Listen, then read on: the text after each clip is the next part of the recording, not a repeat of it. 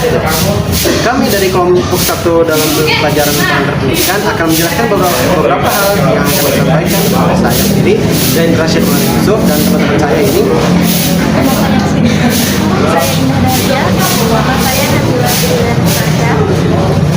Baik, untuk selanjutnya silakan disimak video ini sampai akhir. Assalamualaikum warahmatullahi wabarakatuh. Sebelumnya, perkenalkan nama saya Rizka Ismayanti. Di sini saya akan menjelaskan mengenai komponen dalam pendidikan. Yang karena dalam upaya untuk mencapai tujuan pendidikan ini ada beberapa komponen yang sangat esensi. Esensi ini adalah inti dari suatu atau yaitu kualitas atau sifat intrinsik yang menjadikan suatu benda, orang, atau konsep itu sebagai dirinya sendiri, dan tanpanya suatu objek ini akan kehilangan identitasnya. Nah, dalam esensi harus ada keterpaduan yang harmonis agar seimbang. Inilah yang disebut dengan hakikat pendidikan. Karena pendidikan merupakan sebuah sistem yang terdiri dari sejumlah komponen yang meliputi instrumen terdiri dari input, proses, output, environmental, dan outcomes. Untuk mencapai tujuan pendidikan, komponen tersebut mempunyai perannya masing-masing. Namun, secara bersama-sama mereka itu menjalankan fungsinya secara harmonis dan seimbang. Dan ada 3 jenis input dalam pendidikan. Yang pertama itu ada bahan mentah atau raw input, yang terdiri dari dasar pendidikan, tujuan pokok pendidikan, dan peserta didik itu sendiri. Yang kedua itu ada peralatan atau instrumental input. Yang ketiga itu ada lingkungan atau environmental input. Sekian dari saya. Mohon maaf bila ada salah kata. Wassalamualaikum warahmatullahi wabarakatuh. Assalamualaikum warahmatullahi wabarakatuh. Sebelumnya perkenalkan, nama saya Indah. Di sini saya akan menjelaskan tentang komponen yang saling bergantungan dalam proses pendidikan. Yang pertama yaitu tenaga pendidik dan tenaga kependidikan. Tenaga pendidik bertanggung jawab membimbing dan membentuk kepribadian peserta didik. Berbeda dengan tenaga pengajar yang hanya menyampaikan materi. Tenaga kependidikan mendukung proses pendidikan secara administratif dan operasional. Yang kedua, bahan ajar, yaitu materi atau kurikulum yang disusun sistematis harus sesuai dengan perkembangan dan kebutuhan peserta didik, mencakup ilmu pengetahuan, keterampilan, dan sikap. Peserta didik didorong aktif belajar sesuai minat dan tahap perkembangannya. Yang ketiga, sarana dan prasarana. Prasarana adalah peralatan pendukung pendidikan secara tidak langsung, contohnya gedung sekolah, ruang kelas, dan perpustakaan. Sedangkan sarana adalah peralatan yang langsung digunakan dalam proses pembelajaran, contohnya buku, papan tulis, dan komputer. Yang keempat, yaitu administrasi, proses pengelolaan, pertanggungjawaban, dan evaluasi penggunaan sumber daya dan dana pendidikan. Yang kelima atau yang terakhir yaitu anggaran pendidikan, yaitu biaya yang direncanakan secara terperinci untuk mendukung kegiatan pendidikan. Sekian dari saya. Wassalamualaikum warahmatullahi wabarakatuh. Assalamualaikum warahmatullahi wabarakatuh. Sebelumnya perkenalkan, nama saya Nabila Bidiana Sukarsya. Di sini saya akan menjelaskan komponen pendidikan. Yang pertama ada dasar pendidikan, yaitu hubungan timbal balik antara pendidik dan peserta didik yang didasarkan pada nilai tertentu untuk mencapai tujuan pendidikan. Yang kedua, tujuan pokok pendidikan. Tujuan pokok pendidikan adalah fokus utama dari seluruh komponen pendidikan yang bertujuan membentuk manusia Indonesia secara utuh, memperhatikan aspek jasmani, rohani, kognitif, afektif, psikomotor, serta hubungan sosial dan spiritual. Yang ketiga, peserta didik adalah subjek pendidikan yang berkembang secara fisik dan psikis, tumbuh dalam masyarakat, membutuhkan bimbingan terus-menerus, dan berpotensi menjadi pribadi mandiri di masa depan. Sekian dari saya. Wassalamualaikum warahmatullahi wabarakatuh. Oke, bismillahi. Untuk materi kali ini biar saya yang ngambil alih. Nah, materinya itu pengaruh gerakan baru dalam pendidikan di Indonesia. Nah, coba kita bayangkan dulu kalau pendidikan itu hanya ada di dalam kelas. Udah pasti kan kita jenuh di dalam kelas melulu, ngehafal melulu, penyampaian materinya kaku, gurunya kayak batu, ya gak mungkin kan kita malah paham dengan materinya. Nah, akhirnya ada beberapa orang dari negara kita menyadari akan permasalahan ini. Akhirnya dibuatlah hal baru ini. Nah, hal baru ini yang akan menjadi materi pokok kita pada kali ini. Hal itu apa? Itu adalah gerakan pendidikan yang baru. Ya udah pasti tidak seperti yang saya tadi bilang. Nah, nggak mungkin kan. Nah, gerakan pendidikan baru ini itu yang udah pasti itu merasa pembelajarannya itu lebih terasa hidup, dekat dengan kenyataan, dan juga udah pasti interaktif dan menyenangkan. Apa saja itu? Biar saya jelaskan. Dalam gerakan ini itu punya, yang saya ketahui ya, itu ada 4 ide utama. Apa saja itu? Yang pertama itu adalah belajar dari alam sekitar. Nah, idenya itu gini nih, belajar langsung dari lingkungannya. Kalau belajar biologi langsung di kebunnya. Kalau belajar fisika cobalah dengan main air atau terus kalau belajar sosial belajarnya langsung di pasarnya. Nah, pengaruhnya apa? Pengaruhnya itu hal itu akan menjadi dasar dalam muatan lokal dalam kurikulum kita juga. Siswa diajak untuk mengenal dan mencintai budaya, bahasa, dan potensi daerahnya sendiri. Nah, itu maksud dari belajar dari alam sekitar. Langsung berinteraksi, langsung belajar di lapangannya. Enggak cuma baca teorinya doang. Itu udah pasti gak mungkin kita langsung paham. Walaupun ada beberapa orang juga yang belum paham langsung cuma dengan baca bukunya doang. Ada, cuma gak banyak. Kita yang membicarakan ini yang mayoritasnya aja. Nah, yang kedua itu adalah belajar sesuai minat. Nah, idenya itu pelajaran harus disesuaikan dengan minat alami anak.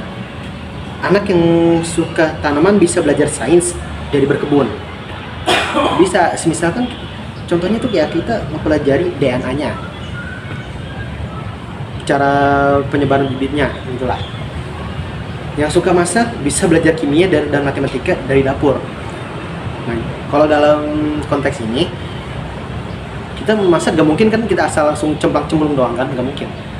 Rasanya bisa-bisa malah kayak apa gitu lah, bahaya lah rasanya. Restoran pun langsung nendang kalian kalau gitu mah. Nah, pengaruhnya apa? Guru didorong untuk membuat pembelajaran yang variatif dan menarik. Ya bisa disebutlah pakai video, PPT, atau diskusi.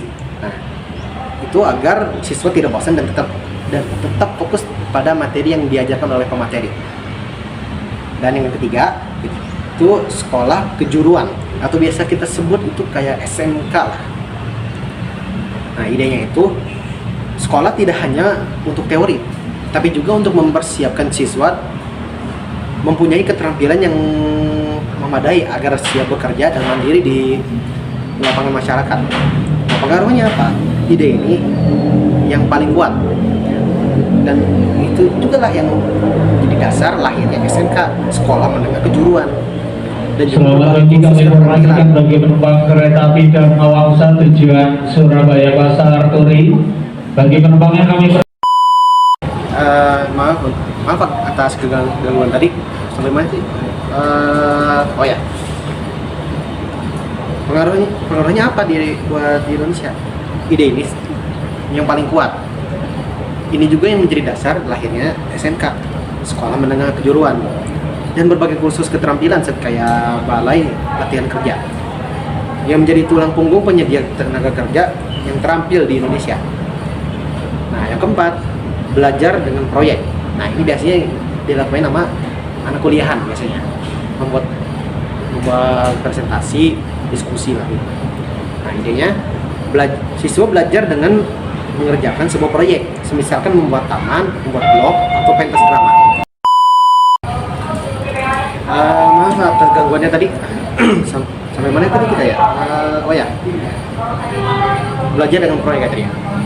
Idenya itu siswa belajar dengan mengerjakan sebuah proyek yang sudah pasti kayak membuat presentasi, diskusi. Nah, misalnya itu adalah membuat taman, membuat blog, atau pentas drama. Nah, dari satu proyek ini mereka sekaligus belajar banyak pelajaran seperti matematika, seni, dan juga bahasa. Nah, pengaruhnya apa? Metode pembelajaran yang berbasis proyek seperti ini banyak dipakai. Ya udah pastilah itu biasanya dipakai sama anak kuliah. Seperti saya sekarang ini. Ini melatih siswa untuk berpikir kritis, memecahkan masalah, dan juga kerja sama tim. Nah, itu pengaruhnya dari belajar dengan proyek.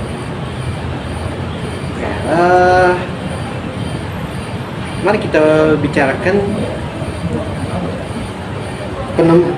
beberapa penemu dari gerakan-gerakan ini. Yang saya akan paparkan itu adalah dua tokoh. Nah, gerakan yang tadi itu salah satunya itu adalah dibuat oleh Ki Hajar Dewantara. Nah, filosofinya itu Tut Wuri Handayani, di belakang memberi dorongan. Nah, guru itu bukan sebagai bos yang memerintah, tapi sebagai pemandu yang memerdekakan pikiran dan jiwa siswa. Nah, prinsipnya itu sekolah harus merakyat, mencintai budayanya sendiri, dan juga mendidik siswa untuk mandiri dan bertanggung jawab. Selamat pagi, kami informasikan bagi penumpang kereta api Pangandaran tujuan Banjar. Bagi penumpangnya kami. Oke, mari kita lanjutkan. Nah, prinsipnya itu sekolah harus merakyat, mencintai budaya sendiri, dan mendidik siswa agar menjadi mandiri dan bertanggung jawab. Nah, ini juga yang menjadi salah satu hari kita itu menjadi Hari Pendidikan Nasional yang diadakan pada tanggal 2 Mei. Yang juga diambil dari hari lahirnya Ki Hajar Dewantara. Oh, dan juga Ki Hajar Dewantara ini adalah pendirinya Taman Siswa. Nah, kedua itu adalah Muhammad Syafi'i. Filosofinya, pendidikan harus praktis dan logis. Nah, siswa juga harus aktif, terampil, dan juga percaya diri. Nah, prinsipnya, sekolah mengajarkan keterampilan kerajinan tangan dan kejuruan agar lulusan bisa langsung menciptakan lapangan kerja dan juga berguna bagi masyarakat. Nah, Muhammad Syafi'i ini, beliau juga itu adalah pendiri INS Kayu Tanam, yang biasa kita sebut juga itu adalah SMK-nya lah. Nah, kita sudah sampai di kesimpulannya. Kesimpulan dari materi tadi itu adalah gerakan-gerakan pendidikan baru-baru ini telah membentuk wajah pendidikan Indonesia menjadi lebih baik dengan menekankan pada satu, pelajaran yang relevan dengan kehidupan sehari-hari. Yang kedua, pentingnya keterampilan di samping ilmu pengetahuan. Yang ketiga, cara belajar yang aktif dan menyenangkan. Yang keempat, peran guru sebagai pembimbing, bukan diktator. Nah, intinya semua gerakan ini bertujuan agar pendidikan tidak hanya mencetak siswa-siswa yang pintar dan terampil. Siswa-siswa pintar yang pintar secara akademis, tapi juga siswa-siswa yang terampil, mandiri, dan juga berkarakter. Oke, mungkin sampai di sini saja dari materi saya.